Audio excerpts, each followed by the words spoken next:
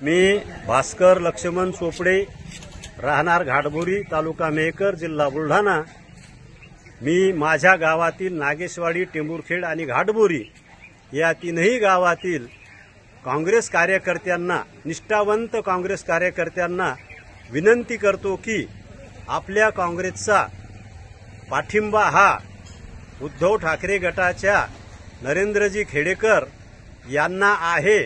तरी सर्व गावकऱ्यांनी, सर्व मतदारांनी, काँग्रेसच्या निष्ठावंत पिढ्याच्या कार्यकर्त्यांनी फक्त आणि फक्त नरेंद्र खेडेकर यांच्या मशाल या निशाणीवर शिक्का मारून त्यांना प्रचंड बहुमतांनी विजयी कराव अशी माझी इच्छा आहे।